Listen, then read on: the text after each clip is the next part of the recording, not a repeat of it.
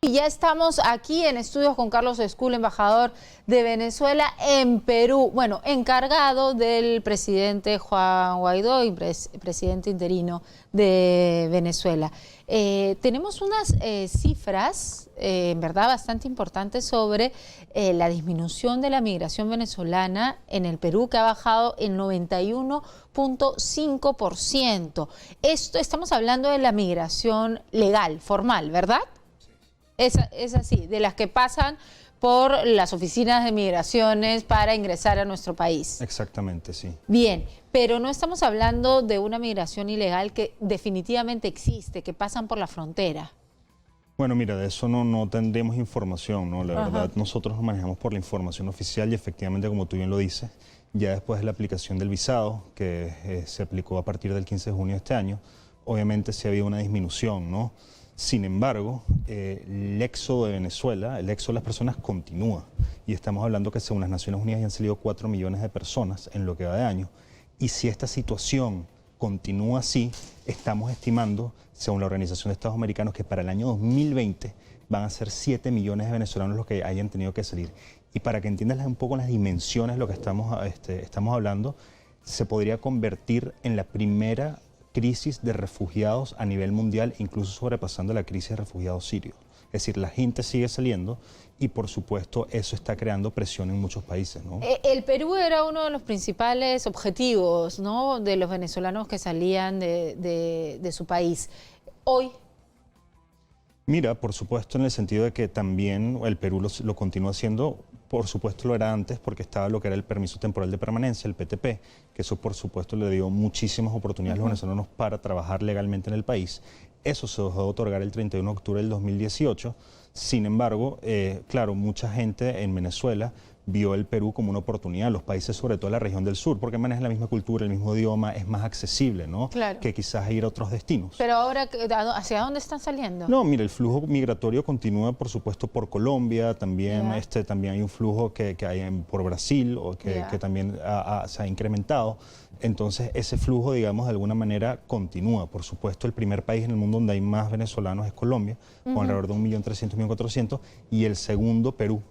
Que todavía por supuesto, mantiene el segundo lugar. Sí, todavía lugar. mantiene el segundo lugar, que por supuesto estamos hablando de alrededor de 800.000 personas, y eso hace también que también sea mucho destino, porque también hay que pensar que son muchos venezolanos que quieren reencontrarse con sus familias que ya están en estos países, también es el caso del Perú, ¿no? Exacto, ¿y eso cómo se está haciendo? Porque se estaba manejando una forma mucho más fácil para que estos familiares, o los hijos, o mujeres embarazadas, o personas de alto riesgo puedan ingresar al país sin este pasaporte, ¿no? Porque el problema no es el visado, el problema es el pasaporte. Claro, el problema, digamos, para solicitar los visados necesitas el pasaporte. Sin embargo, el Perú aprobó algo que fue una medida muy solidaria, en el sentido que se aprobó un decreto de vulnerabilidad. Eso. Que le permitía a mujeres embarazadas, menores de edad que se van a reencontrar con sus padres, mayores de 60 años, personas, digamos, que están en un estado de vulnerabilidad, que poder ingresar al Perú sin eso pasaporte. Se mantiene. Eso se mantiene, digamos, ese decreto está ahí. Bueno, por supuesto, el control migratorio, digamos, son los que a discreción toman esas decisiones, digamos, quién puede ingresar. Pero bueno, para porque nosotros esos menores de edad podían ingresar igual con un adulto, ¿no? Sí, claro, podían ingresar, pero también tenemos que ver, por ejemplo, ahorita en Venezuela terminó el año escolar, ¿no? Y muchos padres, obviamente, quieren traer a sus hijos para ya que los tenían. Había muchas familias separadas, todavía las hay lamentablemente, bueno, en toda la región, ¿no? Y estaban esperando traer a sus hijos, y por supuesto ese decreto ayuda a que esto suceda, ¿no?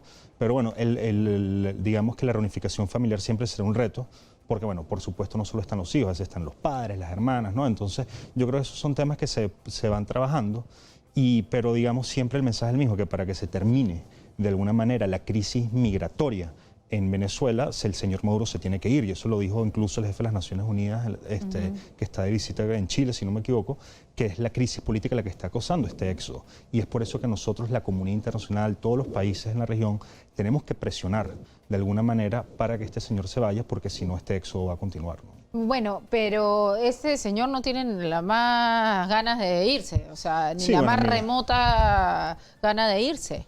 Sí, mira, este señor actúa de manera criminal, la verdad, lo que tiene, digamos, a su cargo es prácticamente un aparato represivo, no soluciona los problemas de los venezolanos. Estamos hablando de que en Venezuela, y por eso es que la gente se va a Venezuela, el salario mínimo es aproximadamente 5 o 6 dólares mensual, es decir, no da ni para, o sea, la gente en Venezuela no vive, sobrevive, y por eso es que la gente se va. Estamos hablando, según el informe de la doctora Bachelet, que es la comisionada de los derechos humanos para Naciones Unidas, de que en Venezuela hay 3.7 millones de personas desnutridas, de que es un país donde la luz se va 5 o 6 días, de que el acceso al agua potable no existe.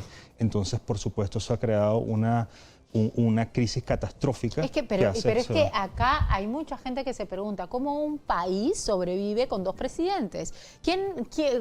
¿Cuál de los 2 presidentes maneja los ministerios? ¿Cuál de los 2 presidentes maneja las empresas estatales? ¿Cuál de los 2 presidentes ve el tema del presupuesto para educación, para salud, que está en este momento con graves problemas allá? Bueno, mira, es que ese es el tema, ¿no? Este señor Maduro usurpa esas funciones y mira cuál es el resultado. Ha destruido el país, ¿no? Entonces, educación, hay una deserción escolar tremenda en Venezuela. Muchos padres no pueden llevar a sus hijos a las escuelas porque no tienen ni cómo, ni por supuesto cómo alimentarlos. Entonces, por eso es que quieren que se salgan. En salud, según la Federación, digamos, de Farmacéutica de Venezuela, hay prácticamente un 80% de escasez de medicina y las personas no pueden comprar con el salario que tienen el acceso a medicamentos. Los hospitales prácticamente a veces la gente se muere porque no tienen sus médicos. Entonces, esta gente, más en vez de controlar eso, lo que ha hecho es destruir eso. Y por eso es que nuestro argumento es que el presidente legítimo, el presidente de la Asamblea Nacional es el presidente legítimo Juan Guaidó, que constitucionalmente es el presidente venezolano, y este señor usurpa las funciones. Y nosotros, la lucha que estamos dando es para nosotros, por supuesto, poder asumir eso y nosotros poder, por supuesto, dar una transición y elecciones libres y democráticas. Pero ¿cómo los otros Venezuela. países, porque lo que entiendo que tú me dices es que los otros países deberían de presionar para que este señor ya salga del poder? ¿Cómo? Mira, una de las cosas que se ha hecho, ¿no?, es el tema de las sanciones, de la presión, digamos, de la denuncia constante a este señor, y un poco cercar, porque tenemos que ver lo que es el régimen de Maduro, el régimen del señor Maduro, que está involucrado ahorita con lavado de dinero, con tráfico ilegal de oro, como apoya a grupos irregulares y a través de, digamos, de estos mecanismos ilegales. Estos mecanismos, la verdad, prácticamente que destabilizan países como Colombia, que prácticamente han hecho que, invitado a la guerrilla, al ELN, a pasar a Venezuela, son los mecanismos que nosotros como región tenemos que cercar para que este señor no se siga financiando, y prácticamente le sigue causando un daño a los venezolanos, ¿no? Y eso también, eso nos hace ver que no ya es un problema solo de Venezuela, sino que ya esto es un tema de seguridad regional, de seguridad hemisférica, porque esta gente, si esta gente continúa ahí, la gente se va a seguir escapando, ¿no? Ahora, ¿no hay un problema también de falta de unión en la oposición, como lo que sucede también en nuestro país, ¿no? En nuestro país hay una falta de unión de la mayoría en el Congreso, por ejemplo, para contrarrestar a un grupo que tiene mucho poder en las decisiones del Congreso. Así, no hay una falta de unión en la oposición a Maduro en Venezuela que ha hecho que el pueblo tampoco no esté del todo, 100% con este lado. Mira, hay visiones distintas, pero sí, particularmente este momento es muy distinto a los anteriores, ¿no? Yo creo que si hay algo que ha logrado Juan Guaidó es lograr, digamos, unir a todos estos factores, a estos personajes importantes, la oposición detrás de él. Por supuesto, puede haber visiones diferentes de cómo resolver una, digamos, o cómo, digamos, abogar o atacar, digamos, alguna problemática, pero, digamos, si hay algo que que se le puede reconocer a Juan Guaidó, es que, digamos, ha logrado capitalizar a gran parte de las fuerzas democráticas detrás de él, ¿no? Y yo creo que una de las cosas que ha sucedido también estos meses es que aquellas personas a veces que pueden, digamos, atacar a Juan Guaidó, la verdad les tiene un costo político muy alto. Y no es porque las críticas no sean recibidas, sino que en verdad sí los venezolanos hemos visto que Juan Guaidó ha sido un factor de unión y que en verdad también goza con un gran respaldo popular y que nos ha llegado, digamos, ha logrado que estemos en un momento único comparado, que tengamos un presidente legítimo, que casi 60 países nos reconozcan y que por supuesto poco a poco hayamos avanzado en esta lucha, ¿no? Bien, tenemos que irnos a una pausa, vamos a regresar un minuto, solamente te pido 2 minutos más para hablar del tema de la situación de los venezolanos aquí, claro, en nuestro país. Vamos a una pausa, regresamos.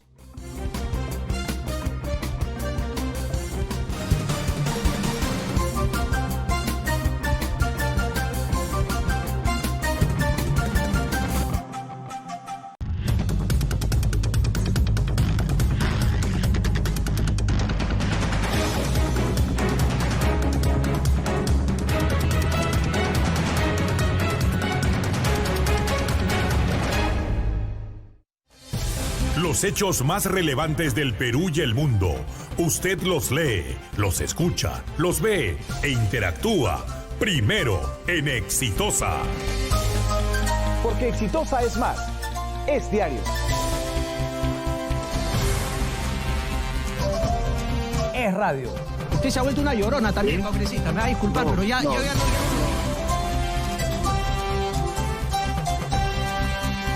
Es televisión. Exitosa, la plataforma de información y entretenimiento más completa del país.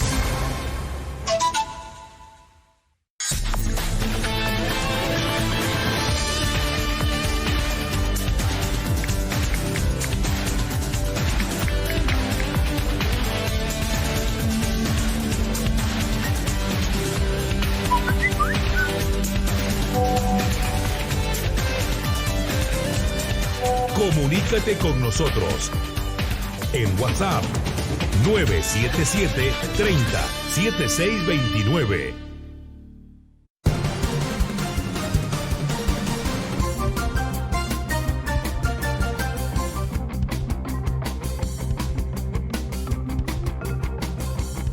Bien, seguimos hablando con el embajador de Venezuela en Perú, Carlos Escul, sobre el problema de los venezolanos que ya han llegado a nuestro país, ya están viviendo acá y que al comienzo, como lo estamos hablando, ¿no? Al comienzo yo veía que tenían muy buena recepción en los trabajos, cosa que ha cambiado bastante, ¿o es mi percepción? Mira, la verdad es que nosotros, y justamente escribimos un artículo sobre eso hoy, el Perú, y es nuestra opinión, yo creo que la región, tenemos que, por supuesto, ver cuál es la oportunidad, hay que ver la oportunidad de esta migración, ¿no?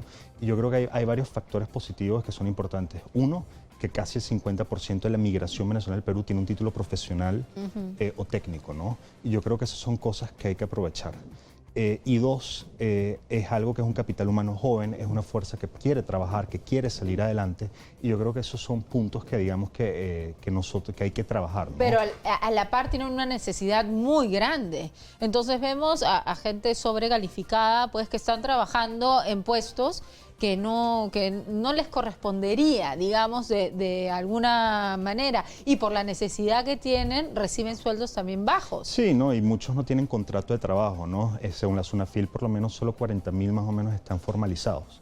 Y una de las cosas que nosotros las ideas que hemos presentado, digamos, como embajada a distintos organismos del Estado, a distintas instituciones, es un plan que pueda, digamos, ayudar a incorporar a los venezolanos al mercado laboral formal y que puedan ejercer sus profesiones y sus carreras. Por ejemplo, una de las cosas que también hemos propuesto es que haya, digamos, que tiene que haber una política conjunta entre los gremios y entre, digamos, los organismos totales como la SUNEDU, para que los venezolanos, digamos, puedan apostillar sus títulos con facilidad, algunos para que se les pueda hacer reconocido porque muchos están llegando sin el título, sin apostillar, y luego también en los gremios que haya una política de inclusión para que, digamos, estas personas puedan ejercer sus carreras, es decir, para que ese título esté formalizado y se pueda ejercer legalmente en el Perú. Pero yo creo que el problema en nuestra sociedad, ¿no? En la sociedad peruana, que ya tenemos hartos problemas, no es el venezolano profesional, sino es el venezolano no profesional o el venezolano informal, el venezolano que está de ambulante,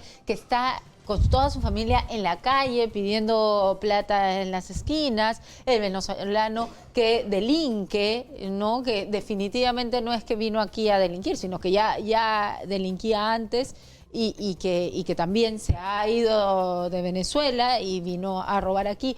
¿Qué se puede hacer con...? Bueno, mira, una de nuestras propuestas también es que, por ejemplo, muchos de estos venezolanos que llegaron después del 31 de octubre, que están en solicitantes de refugio o están en calidad de turista, digamos, están como en un limbo legal, ¿no? Y les cuesta conseguir trabajo, es buscar las maneras de cómo regularizar su situación migratoria. Si tú regularizas la situación migratoria de estos venezolanos, que muchos están de ambulantes, a ellos quizás se les puede hacer mucho más fácil buscar trabajo también, por ejemplo, ¿no?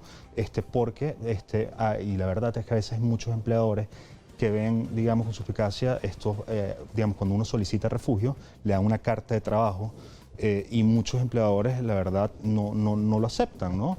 como también a veces pasa con el PTP. Hay más recelo hoy claro, que entonces antes, ¿no? hay que buscar la forma de regularizar la situación, y es una propuesta de la situación migratoria de estas personas, para que también ellos puedan salir de la economía informal, buscar trabajo de alguna manera, digamos, más legal.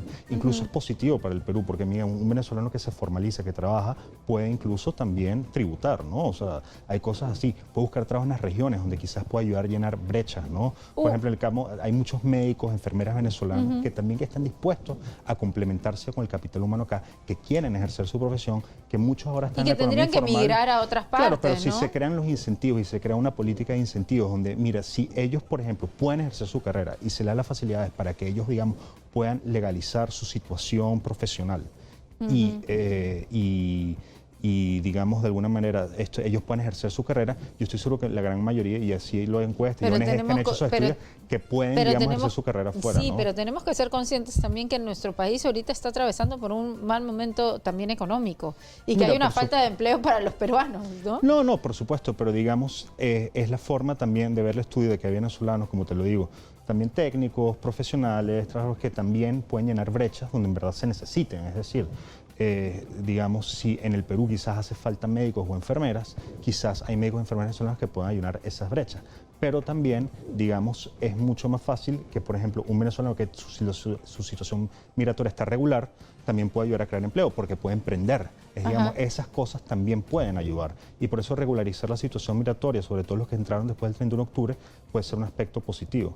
Y mire, y también hay otras cosas como, por ejemplo, la ley de impuestos sobre la renta. Muchos venezolanos que entran, como son no domiciliados, que para peruanos y extranjeros no domiciliados, se les cobra un 30% mensual.